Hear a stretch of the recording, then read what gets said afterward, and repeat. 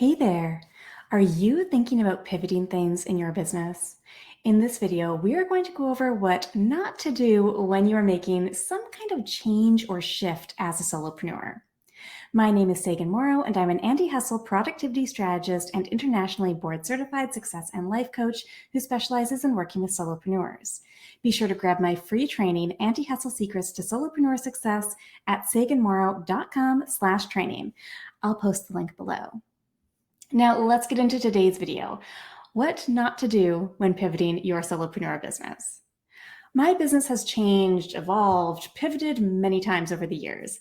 I actually started out as a health blogger back in 2008, and for quite a few years, the main core of my business was freelance writing and also some freelance editing. My business has changed a lot since then.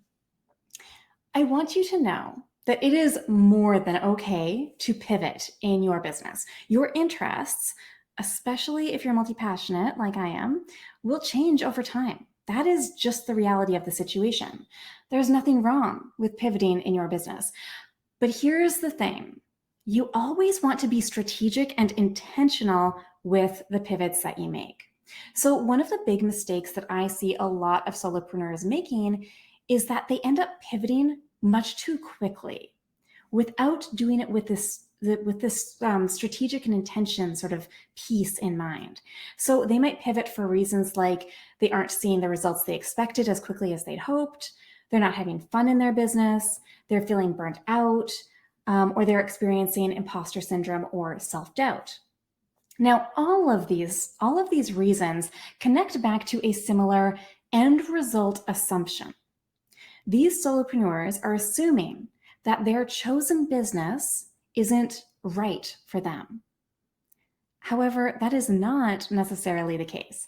So here are a few things that could be happening underneath the surface for each of those reasons, okay? So if you are not seeing the results that you expected, or you're not seeing results as quickly as you wanted, then this might be because you haven't stuck with a strategy for long enough to know whether it's actually working or not.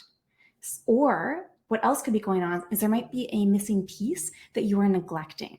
Okay, so those are a couple of the things that could potentially be happening beneath the surface. If you are not having fun in your business, then something that could be happening beneath the surface is that you are using strategies or tactics that aren't a good fit for you.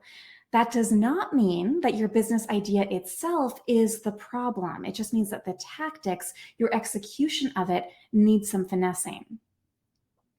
If you are feeling burned out, this could mean that you are not incorporating good energy management, and you likely, I would assume, don't have a burnout prevention or management plan. If you do have those and you're still burned out, then that could mean even more things are happening underneath the surface to peel away and unpack. And if you're experiencing imposter syndrome or self-doubt, then what could be happening is that you haven't done enough of the deep inner work yet to support yourself through fears and other internal bottlenecks. So what's going to happen here is that you're just going to keep on running into the same problems regardless of what type of business that you have, because you haven't dealt with those underlying internal sort of pieces. So every time that I have successfully and happily pivoted in my own business, it's because I've made a point of checking in with each of those areas, all right? In order for your pivots to be successful, you need to be intentional with them. And those reasons that I just gave, those 4 reasons with the underlying possibilities that could be going on, that is not the full extent of the underlying things that could be going on, right? There are so many different pieces that could be happening, but those are just examples of what might be happening beneath the surface. And as you can see, it doesn't mean that you need to pivot your actual business itself, that you need to change your business or overhaul it entirely. Sometimes there can be a whole bunch of other things that, that you can play with instead. Now, I recently received an email from a solopreneur that I thought was very interesting. I want to share this with you.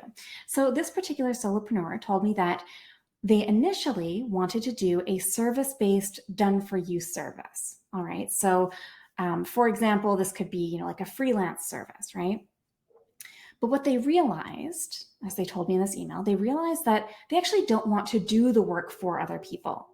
So they told me that they had thought about maybe doing coaching for other people. So coaching people to be able to do the work for themselves. Then this person decided that they don't actually have time to do that. So instead, they were thinking that maybe they should create an e-course to teach people how to do this skill. Now, unfortunately, this is a flawed process of elimination.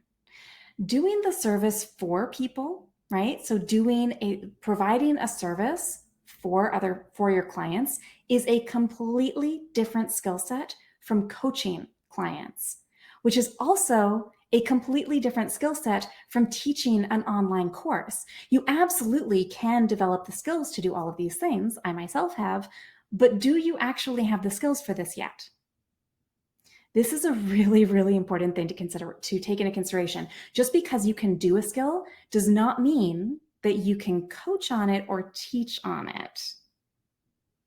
Very, very important pieces to take into consideration. Here's another reason why this is a flawed decision-making process for this particular solopreneur who is initially thinking, I'll provide a done-for-you service, and then, no, wait, I'll coach on it. No, wait, I'll create an e-course for it. The reason why, one of the other reasons why this is a flawed decision-making process is that it doesn't actually get to the root of what they really want to be doing. Just because you know what you don't want, so for example, in this case, they don't want a done-for-you service, or they think they don't want it, it doesn't mean that you know what you do want, right? Just because you don't want something doesn't mean that this next thing must be the thing that you do want. Because you'll want to look at what about done-for-you services do you not actually want to do, right? Does it really mean that done-for-you service is not a good fit, or is it your approach to those done-for-you services that isn't a good fit? So there's a lot of questions that you need to ask before you do away with that entirely. Another key thing here is that if you do not have time for doing a service, then first of all, creating an online course and teaching an online course takes a lot of time. So that's not going to solve that problem.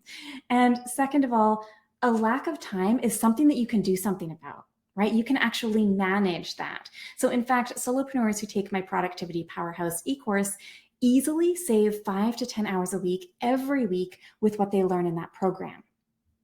So really think about that. What can you accomplish with 20 to 40 extra hours every single month? Would that change your decision about what you want to do with your business? And if you want to learn more about Productivity Powerhouse, then I would recommend checking out saganmorrow.com/powerhouse. You can get started on saving those 5 to 10 hours a week today. Now, you can see here that this process of elimination can really help narrow things down, but it does not necessarily lead to that final singular answer, okay? You have many more options available to you than you think you do. Once again, it is more than okay to make changes and pivot in your business and in your life. And also, are you doing it for the right reasons? The right reasons for you? Are you doing it because it's genuinely what you want and because you are ready for a change? Or are you doing it out of fear or frustration or disappointment that things aren't working out the way that you want? Depending on your reasoning for it, that will affect your best course of action and your next steps. If you enjoyed this video, please subscribe to my channel, turn on notifications so you'll be the first to know when future videos go live. Give this video the thumbs up, and also drop a comment below sharing your favorite takeaway from this video or any questions that you have. And don't forget to attend my free on-demand training, Anti-Hustle Secrets to Solopreneur Success at saganmorrow.com/training. It teaches you how to fix your solopreneur problem areas so you can skyrocket your success. And it includes a sneak peek of my signature e-course, Productivity Powerhouse, that I mentioned earlier. Enjoy!